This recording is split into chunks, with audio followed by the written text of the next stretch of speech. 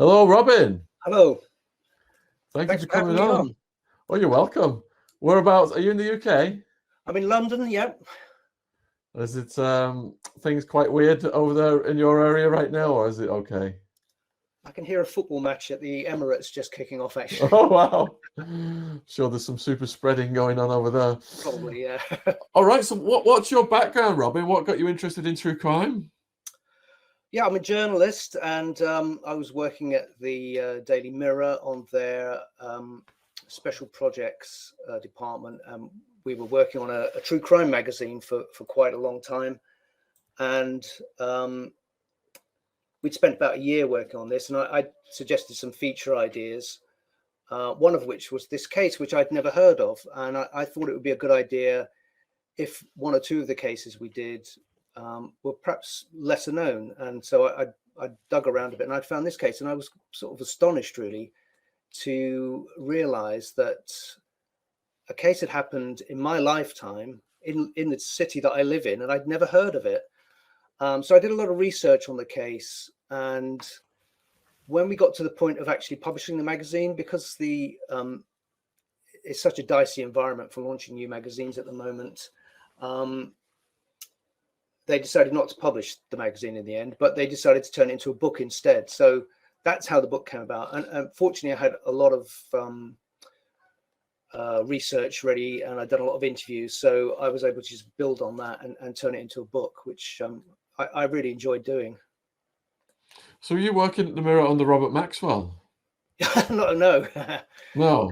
This was in the last 5 years. Oh, okay. Sorry, I'm going way back. All right.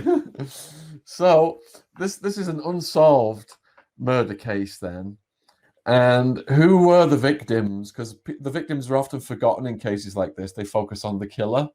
Yeah, exactly. Yeah, there were 6 sex workers who were picked up around West London, around the Shepherd's Bush, Queensway area, largely. They were all vulnerable women. The killer clearly had a type. There were 6 of them. The killer had a type. They were all fairly petite. They were around 5 foot tall. They were picked up at night. He was incredibly careful. The police thought he was probably a curb crawler because most of the women were actually working on the streets. He was probably picking them up in his car, but he was never spotted. No one ever saw them getting into a car. So he was obviously very careful. And they came from various places outside of London, basically. So one was from Ireland, Scotland, and various places in the provinces. They were sort of basically escaping lives that they didn't, weren't happy in, and came to London to find their fortune, but sadly ended up, in a rather desperate profession. And so, yeah, they were all fairly vulnerable. There wasn't much sympathy displayed towards them by the press at the time. When the crime stopped in 1965 in January, the case was very quickly forgotten, which was a real disservice to the victims, because the police wound down the investigation very quickly, and the headlines stopped, and there was never much of an issue about it. I think there was a kind of basic an attitude of, well, if you're going to risk yourself going around back alleys with strangers, what do you expect? And so there wasn't a great deal of empathy for them at the time, I don't think. What were the methods that he used to kill them? Yeah, he basically strangled them, probably with their own clothing. He had some kind of technique where it seems there was never much of a struggle, so it seems that he probably lured them into some kind of sense of security with him, and then he seems to have used their clothing to strangle them.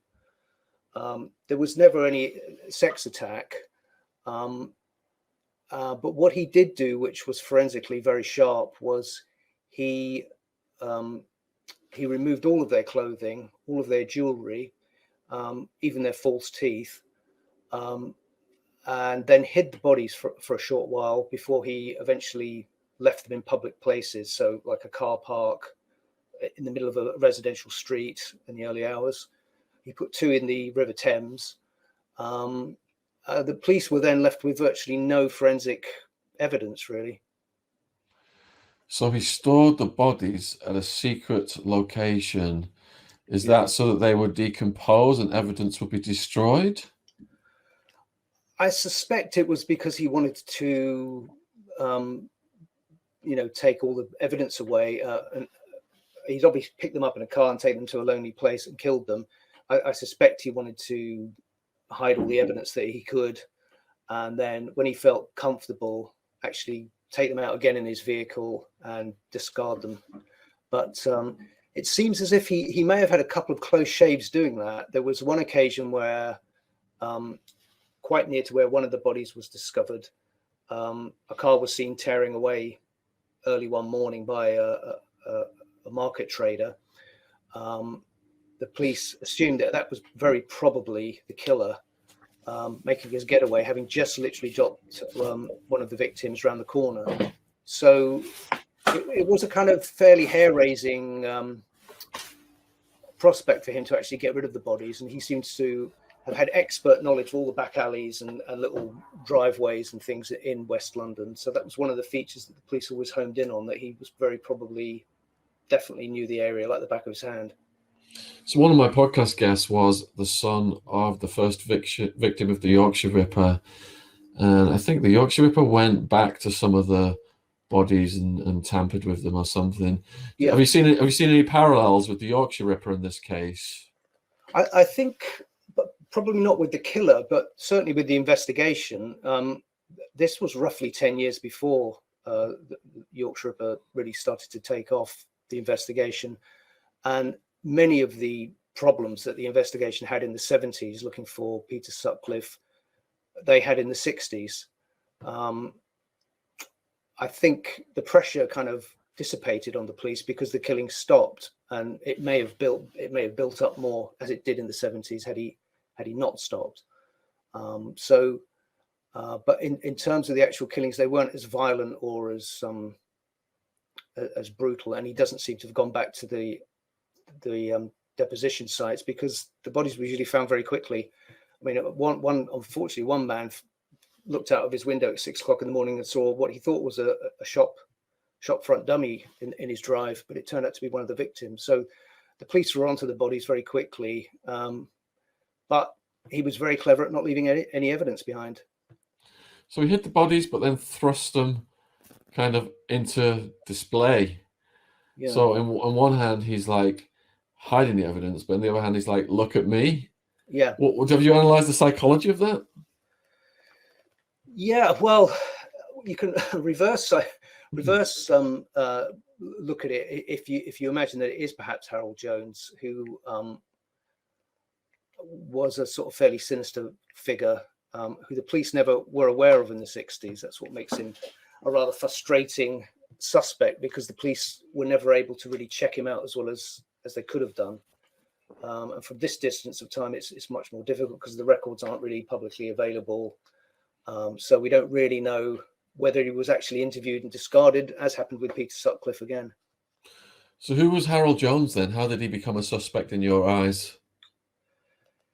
He became a suspect because another writer, Neil Milkin, mentioned him, and I looked at him in my book, and basically it seemed as though the police never looked at him as a suspect, and I have seen some of the files. He never cropped up, and so I assumed that he probably wasn't very likely to have been the killer. But what happened subsequently was that I also consulted a geographic profiler, a chap in Texas called Kim Rosmo, who did it, and he very kindly did a geographic profile for me based on the crimes that had occurred. I mean, I can explain briefly what a geographic profile is, if you like. Yeah, take your time. We've got plenty of time. Okay, so one of the things which interested me about the case was how would modern detectives have tackled the case as opposed to the way they did it in the 60s, bearing in mind that this was the biggest ever investigation of all time. The police had something like 600 officers, masses of detectives, female officers disguised as prostitutes on the streets, They had the river police. I mean, literally the whole of the Metropolitan Police and Scotland Yard were mobilised to try and catch this guy, and they never came close. So I was interested in what modern techniques could they have used, and I'm not talking about technology such as CCTV. I mean, just in terms of how they would manage an investigation.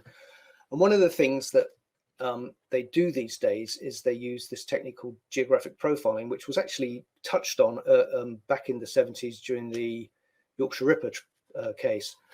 And what that is that Kim Rosmo and geographic profilers will take data and try and work out what the movements of the killer was and where he perhaps is based.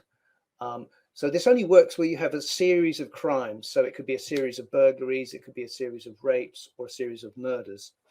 The theory is then that you look around and there are a number of indicators with each type of crime. So burglars, for instance, don't travel very far from where they live. Murderers probably travel a bit further from where they live, but they won't do it very close to where they live because they don't want it to be on their doorstep as such. So there's a number of techniques and data that is considered to work out a geographic profile.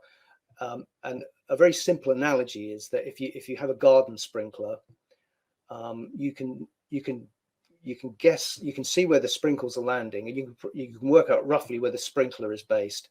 So that's the kind of thing you do. That's a very simple way of looking at it, but that's the kind of thing that geographic profilers. So they'll look at roads, deposition sites, and try and work out where the killer is based. Now, this is a technique which really works, and Kim Rosmo is consulted by police forces all around the world to help with crimes. And he very kindly used his technique for this case for my book. And he came up with what he calls hotspots. There were 2 hotspots that he came up with, one of which was Hammersmith, a small sequence of streets, and the other was less likely, but that was in Holland Park. But the most likely area was around Hammersmith. Now, when I looked at where Harold Jones lived, my eyes popped out because he lived smack bang in the middle of the Hammersmith hotspot. Even more shocking, he was 2 streets away from where 2 of the women who were murdered lived as well, and very close to the pub where the final victim, Bridie O'Hara, was seen on her last night drinking. And she was also seen walking off with a short man, down Goldhawk Road. So he was smack bang in the middle of this area. Now, I'm sure had the police known this at the time, he would have been a red hot suspect, because his background was that he'd murdered 2 girls when he was a 15-year-old. So that is why he emerges really as a very strong suspect. And it's one of those great what ifs. Had the police at the time known of him, they could have questioned him. They could have checked what vehicle he drove. They could have, and he also worked on the heroin trading estate where the bodies were kept. So he would have been a very strong suspect, but sadly, he never came up in their inquiries. So he slipped through the net, and if it was him, he got away with it. Had he murdered the 2 girls in one incident, or was it 2 separate incidents? No, it was 2 incidents. He came from a town called Abertillery in Wales, and he was working in a shop, and a little girl came in on an errand for her father, and he inveigled her into a storeroom around the back and murdered her. He was actually put on trial for that, and he got off because the police hadn't really prepared the case very well, but they were still suspicious of him. He then did it again. He was so arrogant. As a 15-year-old, he then did it again. He raped and murdered another girl who was a friend of his sister's. He lured her into his house, killed her, cut her throat, and hid her in the attic. Now, this time the police caught him. They just went straight to his house and they searched. And he was also such a sinister little person that he even offered to help the family look for the missing daughter, and pretended to spend the night out looking with all the crowds of people looking for her. That's how sort of evil he was. This time, the evidence was irrefutable. I mean, so now what happened here was that his solicitor said to him, you'll be turning 16 in a few months. If you plead not guilty, this will go to trial. And if you're found guilty as a 16-year-old, you'll be hanged. So he pled not guilty. The trial went through very quickly before he was 16, and he was put in jail. I've actually looked at his a lot of the case files for his time in jail, and I've seen the psychiatric reports that were done in the 1920s and 30s while he was growing up in jail, and they make fairly frightening reading. I mean, he says, for instance, to the psychiatrist that he doesn't want to be cured of his desire to kill. And it's basically recommended throughout the 30s that he should not be released. He's not fit for release. But then what happens is that the prison he's in has a new governor who decided that, and this was just as the war had started, a couple of years into the war, he decided that Harold Jones should be released, and he could go into the armed forces, prove himself a worthy man, and the quote in the documents that the governor wrote was, he will prove to be the father of happy children. Now, how on earth he came to this conclusion, God only knows. But this is what happened. Harold Jones was then released into the armed forces, where he served for a couple of years. When the war was over, he came out into civil society, changed his name, and no one was ever aware that this man was a repeat killer who'd murdered and raped 2 little girls, and he was able to just carry on a normal life. And furthermore, he was so arrogant that he even married the daughter of a policeman. Good grief. Wow. What a calculating person. Yeah.